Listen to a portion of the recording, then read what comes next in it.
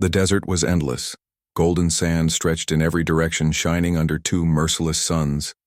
The air trembled with heat, and the wind carried sharp grains that cut like tiny blades. There was no sound of life, no bird, no insect, only the whistle of the wind. And in the middle of that cruel emptiness, a woman was buried. Only her head showed above the sand. The rest of her body was trapped beneath, pinned down by the weight of the desert itself. Her lips were cracked, her eyes half closed. Her dark hair stuck to her face with sweat. She was alive, but only just. She had been left there to die. Her tribe called it justice. They had dragged her into the desert at dawn. They accused her of being sterile, of being cursed, of failing to give children to the clan. To them, a woman without children was less than nothing. So they buried her, up to her neck, and walked away. Her throat was dry, but she whispered to herself, trying to keep her mind alive. "They will not break me. I am still human." Hours passed. The suns moved across the sky like slow, burning eyes. Each second felt like fire crawling on her skin. She tried to count her breaths, but she always lost track. Sleep was dangerous. Sleep meant death. She had to stay awake. The sand shifted suddenly. A dry, rattling sound carried through the air. Her heart froze, a desert snake. It slid closer, leaving a trail in the sand, its tongue flicking in and out. She could not move, could not fight, could not defend herself. The snake circled her half-buried head, curious. Its scales brushed her cheek cold against her burning skin. She closed her eyes and prayed silently. But then, just as the snake raised its head, a shadow fell over her. Heavy footsteps pressed into the sand. A tall figure appeared, blocking the suns.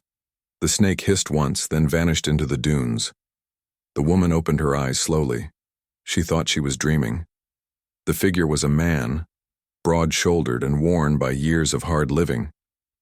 His clothes were rough, patched from many repairs. Dust clung to his boots and cloak. He carried a heavy pack on his back, and in one hand he held the small fingers of a child. The child stared at the buried woman with wide, curious eyes. For a long moment, no one spoke. The woman's lips moved, but no sound came out.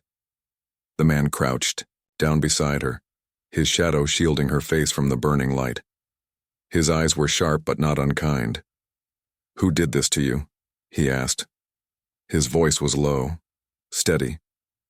She tried to speak, but her throat made only a dry rasp. The man pulled a flask from his belt and held it to her lips. Cool water touched her tongue. She coughed, then swallowed desperately, like a starving creature. When she could finally speak, her voice was weak. "My people. They left me." The man's jaw tightened.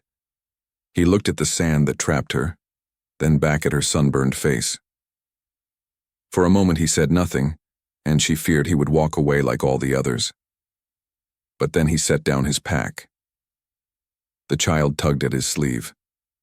"Father, are we helping her?" The man nodded once. "Yes, we help." He pulled a small shovel from his bag and began to dig. Each thrust of the blade cut into the sand, loosening the prison around her.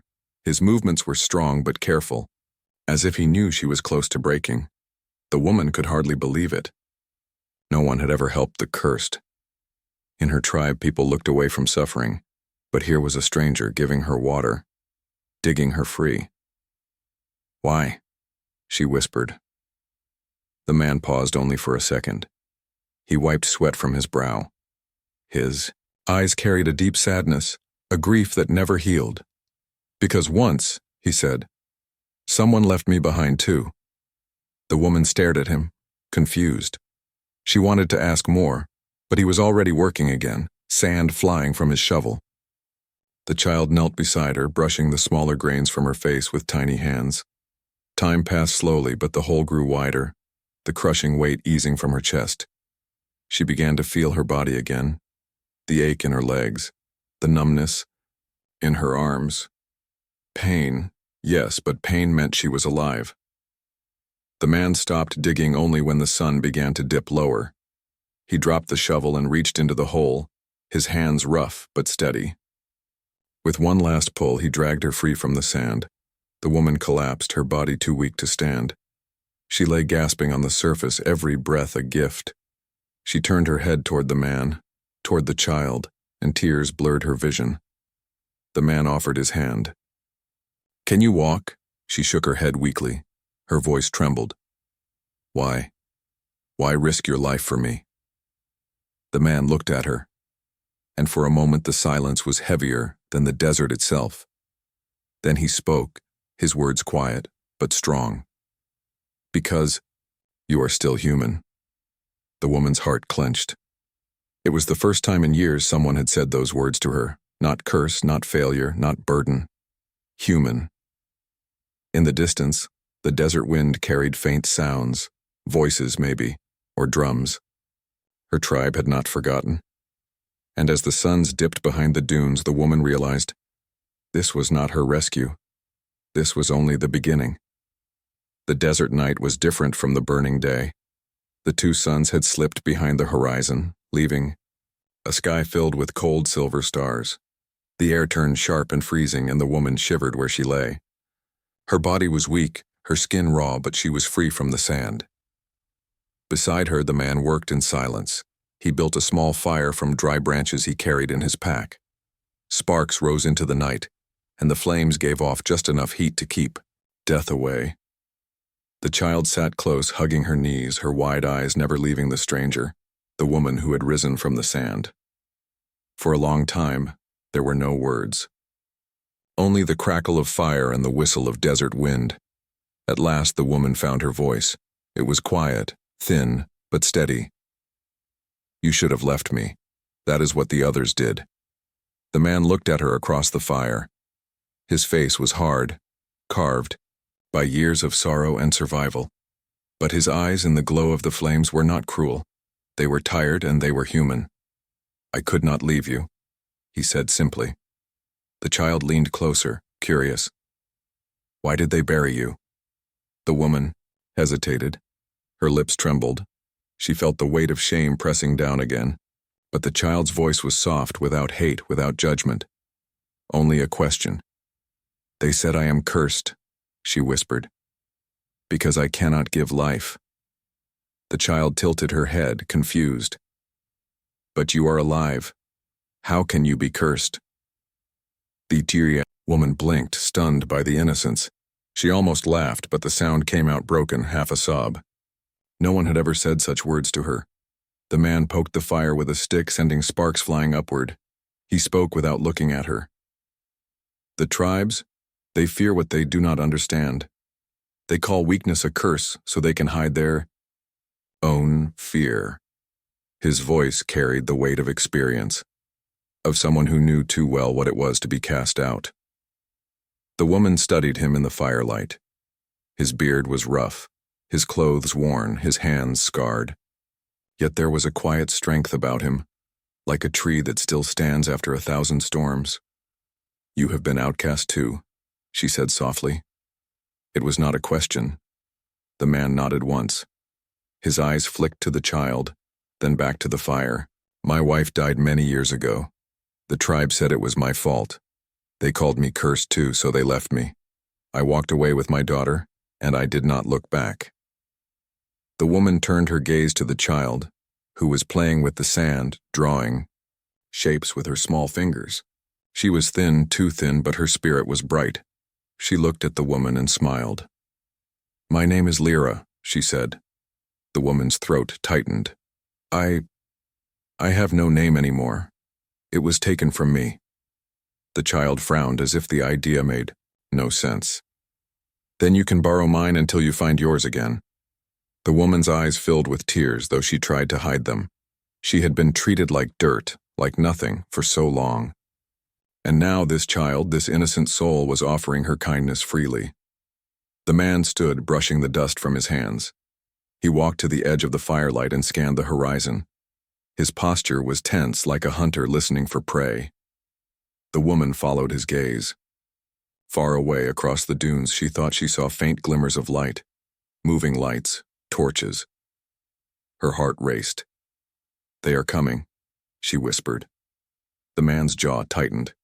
He did not deny it. Your tribe will not forgive what I have done. They will hunt us.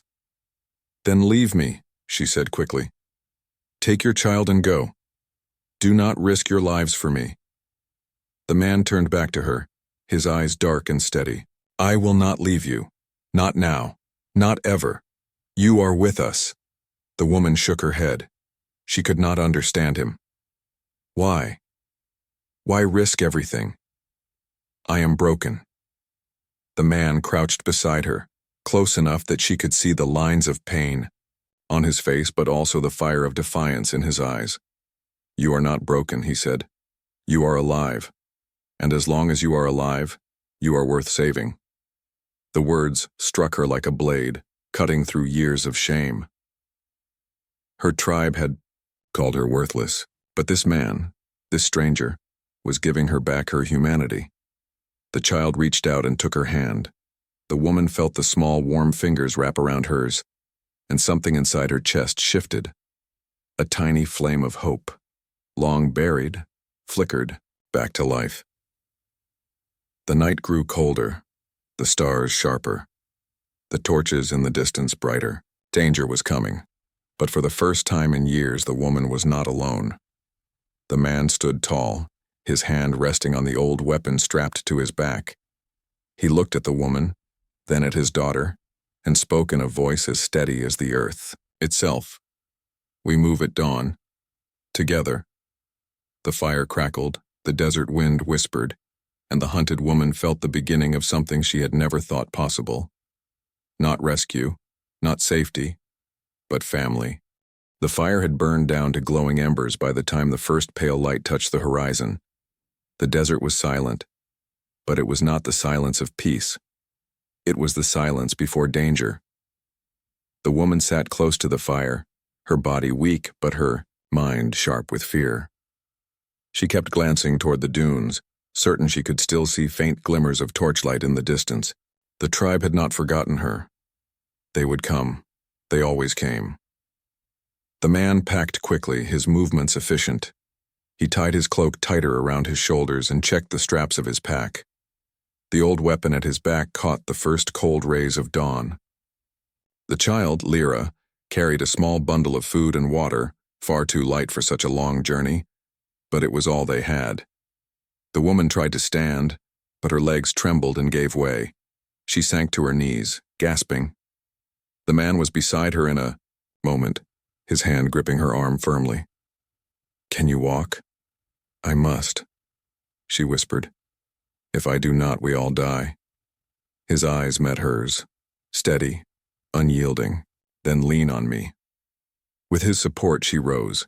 Each step was pain, but she forced her body forward. She had been left to die once. She would not give her enemies the satisfaction of seeing her fall again.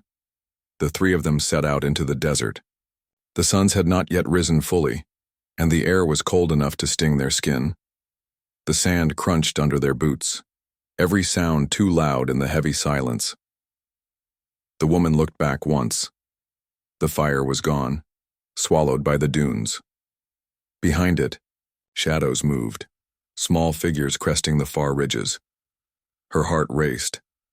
They are coming, she whispered. The man nodded without turning. We move faster. They walked until the suns broke the horizon, pouring fire across the desert. Heat returned quickly, burning away the chill of night. Sweat soaked their clothes. The woman's breaths grew shallow, each one an effort. Still, they pushed on. By midday, the dunes grew higher, sharper. The sand seemed endless, yet the man moved with purpose. He knew this land. He led them toward the jagged shapes of rocks rising in the distance. Lyra stumbled, her small legs shaking with exhaustion. The woman bent down, despite her weakness, and lifted the child into her arms. Her body screamed with pain, but she held on. The man glanced back, surprise flickering in his eyes. She gave him a strained smile. She is lighter than shame. For the first time, his lips curved in the shadow of a smile. Just for a moment. But there was no time for peace. A sound carried on the wind. A horn, low and cruel. The tribe was close. The woman's blood ran cold. They will catch us. Not if we reach the rocks, the man said. His voice was steady, but his pace quickened. The sun climbed higher, burning down on their backs. The woman's legs threatened to collapse. Still she carried the child, step by step, dune by dune, until at last they reached the shelter of the rocks. The stones rose from the sand like the bones of the earth. Sharp edges cut the sky, and narrow shadows offered relief from the heat. The man guided them into a crevice, hidden between two jagged cliffs. Inside, the air was cooler. The woman set Lyra down gently, her arms shaking from the effort. The child leaned against her, eyes heavy with exhaustion. The man pressed his back to the rock, his weapon in hand, listening.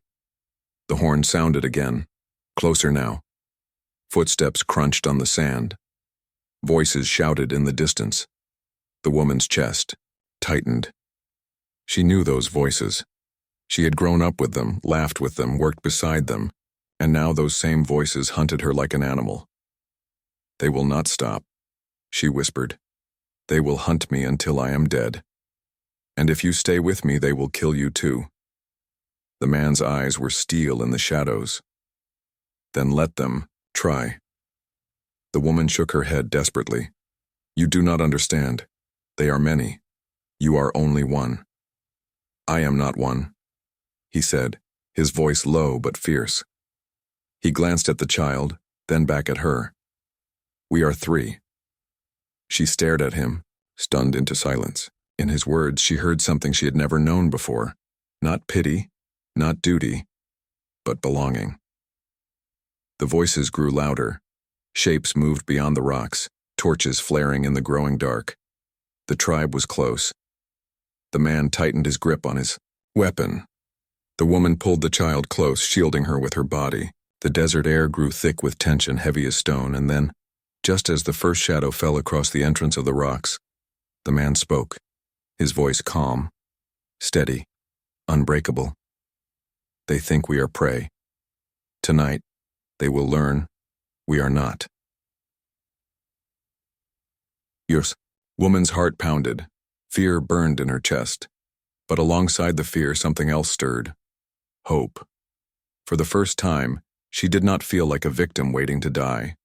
She felt like a fighter standing at the edge of something greater. The hunt was not over. The escape had only begun. The desert night pressed down heavy, colder than stone. Inside the narrow canyon, the fire flickered weakly, painting long shadows on the rock walls. The woman sat close to the flames, her body wrapped in a rough cloak the man had given her. She still shivered, but it was not only from the cold. Her body ached from the day's escape, yet her mind was restless. Each crack of stone, each whisper of wind made her heart jump. She could still hear the tribe's horns in her memory, calling out across the dunes like hungry beasts. She knew they would not stop, but for now the fire burned, and the child's laughter broke the silence. Lyra sat cross-legged in the sand, drawing lines with a small stick. She was humming to herself, a tune with no words, only little rises and falls that reminded the woman of rivers she had seen long ago. The girl's voice was soft, but in the quiet canyon, it was the loudest sound in the world. The man watched his daughter with a steady gaze. His weapon rested within arm's reach, but for the moment his hands were still. His face was calm, but the woman noticed the lines of worry carved deep around his eyes. She turned toward him, her voice soft. She is strong. He nodded once. Stronger than I deserve. The woman hesitated. She wanted to ask about the past, about the wife he had lost, about the pain she saw in his eyes, but the words caught in her throat. She was not sure if she had the right to open his wounds when hers were still bleeding. Instead, she looked at the child again. She reminds me of myself, when I was her age, before the world taught me shame. The man's eyes flicked to her. They told you lies. Shame was never yours to carry. The words struck her deeply. She lowered her gaze, hiding the tears that threatened to fall. It felt strange after so many years of cruelty to hear kindness. Strange, and frightening, like stepping into a light too bright for her eyes. Lyra crawled closer, her small hands, filled with smooth stones she had collected from the canyon floor. She placed them in the woman's lap, smiling proudly. "For you." The woman blinked, confused. "Stones?" "They're lucky," the girl said with complete certainty. "Father says the desert only gives gifts to those who survive it." The man gave a quiet sigh, shaking his head. "I said no such thing." "Yes, you did," Lyra laughed. "You said everything we carry has meaning, so I give her these." The woman stared at the child, her heart aching. She closed her hands gently around the little stones, holding them as if they were precious jewels. "Thank you," she whispered. Her voice broke on the words, but she forced herself to smile. "I will keep them." The girl tilted her head. "Can I ask something?" The woman nodded. "Will you be my new mother?" The world stopped. The woman froze, her breath caught in her chest. She looked at the girl, at the innocence in her wide eyes, at the trust shining there. She wanted to answer, but her voice was lost. The man stiffened, his gaze sharp. "Lyra." His tone was warning, almost harsh. But the girl only looked between them, confused. "What?" "She is kind. She saved me today when I was too tired to walk, and she smiles at me. That is what mothers do." The woman's heart trembled. She had been called many things in her life: cursed, useless, broken, but never mother. The word felt heavy, sacred, and terrifying. She swallowed hard. I cannot be your mother." "Why not?" Lyra asked softly. "Because I am nothing," the woman whispered. Her eyes burned with tears. "Your father gave me life, but I am still empty. I have no home, no name, no place." The child frowned, her face firm with the stubbornness only children possess. "Then stay with us, that can be your place," the man exhaled sharply, rubbing his hand across his face. He looked at the woman, his eyes searching hers. For a long moment silence stretched between them. At last he spoke, his voice low but steady. "She is a child, but sometimes children see truths we hide from ourselves." The woman met his gaze, her heart racing. She wanted to believe, but fear clawed at her chest. "And when your tribe comes? When they find us? What then?" "Then we fight," he said simply. The fire cracked, sparks leaping into the night sky. The woman felt the warmth on her face, the weight of the stones in her hand. The softness of the child's fingers curled around her own, and for the first time in years the crushing emptiness inside her chest eased, just a little. They were not safe. The tribe still hunted. The desert was still merciless. But in this small circle of firelight she was not alone. And though she did not yet speak the words, a seed of belonging had been planted in her heart. She was not ready to call herself mother. But she was ready, at last, to hope. The fire had burned low, leaving only glowing embers. The canyon was dark, silent, and cold. The woman thought she might finally rest, her body sinking into the sand. But then she heard it. A sound carried through the night. Low at first, almost, like the growl of some far-off beast. Then it grew sharper. Shouts, voices echoing against the rocks. Her blood turned to ice. "They are here," she whispered. The man was already awake. He had not slept. His weapon was in his hands, his eyes fixed on the shadows beyond the canyon walls. He had been waiting for this moment. Lyra stirred beside her, rubbing her eyes. "Father?" "Quiet," the man said softly. "Stay close." The woman's heart pounded. She pressed her ear to the cold stone, listening. The sounds grew clearer. Dozens of voices moving closer, their torches glowing like angry stars in the dark. The tribe had followed their trail through the dunes, and now they had found them. She turned to the man, fear tightening her throat. "We cannot fight them. There are too many." His jaw clenched, but his voice stayed calm. "We do not need to fight them all. We only need to survive until dawn." The woman shook her head. "They will not stop until I am dead." And if they know you helped me, they will kill you both." The man's eyes met hers, hard and unflinching. "Then we do, not let them know." The woman did not understand, but before she could ask, he motioned for silence. Shadows moved at the canyon's mouth. Figures carrying torches stepped into view. Their faces were sharp with anger, their voices harsh with hate. "There!" one of them shouted. "Find the cursed one!" The woman's breath caught. She pulled, Lyra close, shielding the child with her arms. Her whole body shook, not from the cold but from the weight of old fear. These were the people she had once called family. Now they hunted her like prey. The man crouched low, eyes scanning the rocks. His hand brushed the stone wall until he found a narrow crack, hidden by shadow. He turned to the woman. "Take her," he whispered, nodding at Lyra. "Go inside. Stay quiet. Do not move until I come." The woman's eyes widened. "What about you?" "I will lead them away." Her heart dropped. "No. They will kill you." The man's expression did not change. His voice was steady, carved with steel. "Better me than both of you."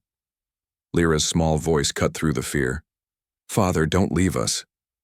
He looked at his daughter, and for a moment the mask of strength slipped. Pain filled his eyes, but he forced a smile. "I will come back. I always do." The woman grabbed his arm, desperate. "Why risk this for me? I am nothing to you." He looked at her, and in his eyes she saw truth. "Because you are not nothing. Because you are human." The words struck deep. She wanted to beg him not to go, but already he was moving. He slipped from the firelight and into the shadows, his weapon glinting once before the dark swallowed him whole. The woman clutched Lyra to her chest and guided her into the narrow crack in the rocks. The stone scraped her skin, the space was tight, but they squeezed inside. The child buried her face against her, trembling. Outside, voices grew louder. The tribe had entered the canyon. Their torches lit the walls, casting jagged shadows that seemed to reach into the hiding place. The woman held her breath. "Search everywhere," a voice barked. "She cannot have gone far." The sound of footsteps echoed. Stones shifted under boots. The hunters moved like wolves, hungry for blood. Then came another sound, the sharp ring of steel against stone. A shout. The clash of weapons. The man. The woman's chest tightened. Every cry, every strike echoed in the canyon, each one a reminder that he was fighting for them. Fighting alone. Lyra whispered against her chest, voice shaking. "Will he come back?" The woman pressed her lips to the child's hair, her own voice breaking. "He must." Outside, the battle raged. The man's shadow flashed across the torchlight as he struck, his weapon cutting arcs in the dark. The tribe shouted in fury, their voices echoing like thunder. But the woman knew he could not hold them forever. He was only one man against many. She closed her eyes, praying silently, clutching Lyra tighter. Her whole body ached to run out to fight beside him, but she was too weak. She had been left to die once already. Could she really let him fight her battle alone? The child's small hand squeezed hers. "Don't cry," Lyra whispered. "You are strong." The woman's tears fell silently. For the first time in her life, someone believed she was strong. Outside, the voices rose louder. The firelight flickered wild on the stone walls, and then in the chaos the woman heard the man's voice, sharp and defiant. "She is not cursed, she is not yours. She is mine to protect." The tribe roared in rage. The woman's heart shook. No one had ever spoken for her before. No one had ever claimed her as worth protecting. The canyon was a battlefield now. The night was filled with hate and fire, but in the dark crack of stone, pressed against the child's trembling body, the woman felt something new ignite inside her. She was not just running anymore, not just surviving. She was ready to fight. The canyon echoed with chaos. Torches blazed against the stone walls, shadows twisted across the ground, and the clash of steel rang through the night. The man stood alone in the open space, his weapon gripped tight, his breath steady despite the odds. Around him the tribe spread out like a circle of wolves. Their faces burned with anger. Their voices spat hatred. "The cursed woman belongs to us," their leader shouted, his voice deep and sharp. "She must face her punishment." The man raised his chin, his eyes dark as iron. "She belongs to no one. She is not cursed, she is human." The tribe roared in rage. Several men rushed forward, weapons flashing in the firelight. Steel met steel. The man moved like a storm, each strike precise, each block firm. He had fought before. His scars told the story of survival. But for every enemy he struck down, two more took their place. Hidden in the crack of stone, the woman clutched Lyra close. Her heart pounded with every shout, every blow. She could hear the man's voice, strong and unbroken, defying the tribe. But she also heard the strain in his breaths, the weight of too many foes pressing down on him. He could not hold them forever. The woman's body shook. Fear gripped her, the same fear that had bound her all her life. Fear of being less. Fear of being nothing. Fear of dying forgotten in the sand. But then she felt Lyra's small hand squeeze hers. The child's whisper broke through the noise. "You can help him." The woman froze. I am weak." "No," Lyra said softly, her eyes wide and bright. "You are strong. You lived when they wanted you dead. You are stronger than all of them." The words cut through the chains of fear. For years she had believed the tribe's lies. But here in the darkness a child saw her truth. Her breath steadied. Her eyes burned. She was tired of hiding. Slowly she shifted Lyra deeper into the crack, safe behind the stone. Then she rose. Her legs trembled. Her body ached. But fire had replaced her weakness. She stepped out of the shadows. The tribe saw her at once. Torches lifted, voices snarled. The leader pointed at her, his face twisted with fury. "There, the cursed one. She comes to die." But the woman did not bow. She did not beg. She stood tall, her hair wild in the firelight, her eyes burning with defiance. "I am not cursed," she shouted, her voice echoing off the canyon walls. "I am not broken. I am human." The tribe faltered. For a heartbeat, silence fell. They had expected fear. They had expected shame. They had not expected strength. The man's eyes widened as he saw her step forward. For the first time, he smiled. Not the smile of comfort, but the smile of a warrior who knows he is not alone. The leader snarled, "Kill them all!" The tribe surged forward. The man swung his weapon, cutting down the first attacker. The woman grabbed a fallen torch, its flames blazing in her hand. With a cry, she thrust it toward the nearest enemy. The fire roared. The man stumbled back, his weapon falling from his grasp. She swung again, the flames scattering sparks across the sand. Her arm shook with the effort, but she did not stop. For every step the tribe took toward her, she forced them back with fire and fury. The man fought beside her now, their movements almost one. He struck with steel, she struck with flame. And together, they pushed the tribe back. The canyon walls echoed with the clash of battle. Dust rose, firelight danced, and cries filled the night. The woman's fear had turned to strength, and that strength fed the man's resolve. At last, the leader himself stepped forward. He was taller than the rest, his blade sharp, his eyes full of hate. He pointed the weapon at her. "You," he spat. "You dare defy us? You dare claim you are human?" The woman's grip tightened on the torch. Her voice rang out clear and fierce. "I do not claim it. I am human, and you will never bury me again." The leader roared and charged. The clash was sudden, violent. His blade struck, sparks flying, as it scraped against stone. She barely dodged, the torch swinging wide. The man leapt between them, his weapon blocking the killing blow. Steel screamed against steel. For a moment, the world was nothing but fire, metal, and will. Then, with a cry, the woman drove the torch forward. The flame struck the leader's face, and he screamed, stumbling back into the dust. The tribe gasped. Their leader fell to his knees, clutching his burned face. The man raised his weapon high. "This fight is over. She is not cursed. She is free." The tribe wavered. Their voices fell silent.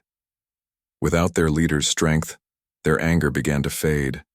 One by one, they lowered their weapons, stepping back into the shadows. The woman stood breathing hard, the torch still blazing, in her hand. Her body shook, but her eyes were steady.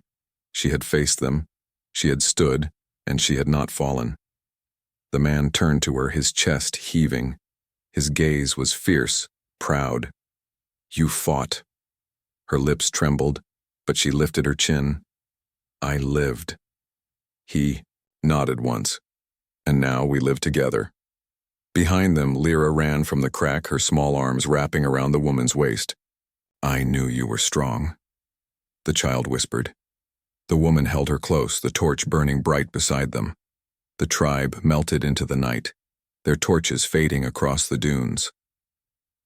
The canyon was quiet again, but the silence was no longer heavy with fear. It was heavy with victory. The canyon was quiet at last. The echoes of battle had faded, swallowed by the desert night. The tribe was gone, their torches no more than distant flickers across the dunes. The fire had died to embers, the sand soaked with sweat and shadow. The man lowered his weapon. His breath was heavy, his shoulders tired, but his eyes were steady. He looked at the woman, who still clutched the charred torch in her trembling hands. Her body was weak, but her spirit blazed brighter than the fire. For a long moment, they simply stared at one another. No words, only the truth written in their eyes. She was no longer a victim. She had stood beside him. She had fought. Then a small voice broke the silence. "Are we safe now?" Lyra asked. The woman knelt down, pulling the child into her arms. She stroked her hair gently, her voice soft but certain. "For tonight, yes. We are safe." The girl buried her face against her shoulder, clinging tightly, and for the first time the woman held her not with hesitation, but with love. The man came closer, his eyes scanning the horizon one last time. Then he crouched beside them. His voice was calm but tired. "We cannot stay here. They will come again when their wounds heal and their anger grows. We must move before dawn." The woman nodded. She no longer argued. She no longer doubted. She belonged with them now. They gathered what little they had: water, food, the man's pack.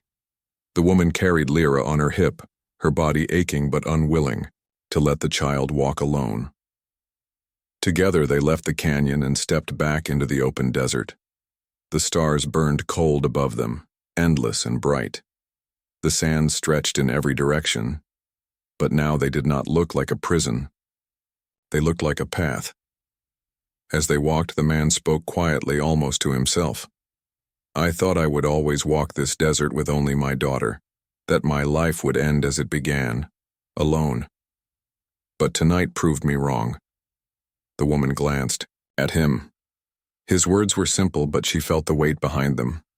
Slowly she answered, "I thought I would die with the sand as my grave, forgotten. But you gave me back life." He met her gaze, and for the first time, there was no distance between them, only understanding. Lyra, half asleep against the woman's shoulder, murmured softly, "So, we are a family now?" The woman froze, her heart clenching. She looked at the man, unsure if she should answer. But his face softened, and he gave the smallest nod. "Yes," the woman whispered at last, her voice steady. "We are a family now." The child smiled, drifting back into sleep with those words in her ears. They walked until the suns rose, painting the sky with red and gold. The heat returned, but so did the light. Their shadows stretched long across the dunes, 3 figures moving as one. By midday they reached the edge of the desert. Rocky ground replaced the endless sand, and in the distance mountains rose like teeth against the sky. The man stopped, resting his hand on the woman's shoulder. "Beyond those mountains," he said, "there are valleys where the desert cannot reach, Water runs there, crops grow. Few tribes wander that far. It will not be safe forever, but safer than here. The woman followed his gaze. The mountains looked far, but she felt no fear. For the first time, the journey ahead did not seem impossible. Still, her thoughts turned back to the tribe. The faces of those who had buried her haunted her. Their leader's voice still echoed in her ears. She knew they would not forget her defiance. "They will come again," she whispered. The man nodded. "Yes. But next time, we will be ready. They think we are weak because we walk as outcasts. But together, we are stronger than they know." The woman looked down at the child in her arms, then back at the man. Her voice grew firmer. "Then I will never run again. I will fight. For her, for you, for us." The man's lips curved in a rare smile. "Then you are one of us already."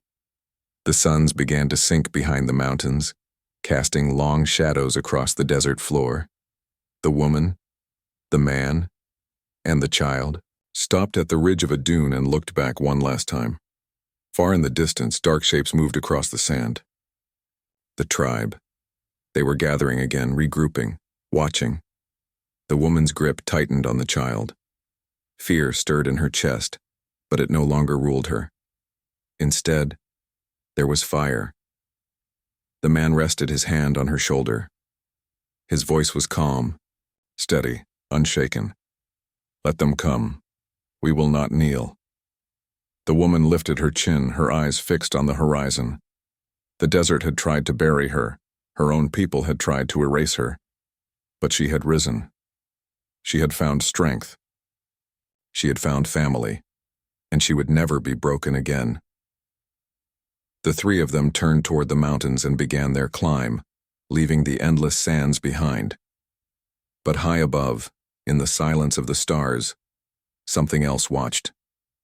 Not the tribe, not the desert, but something older, something waiting. The woman did not yet know that her fight was only beginning.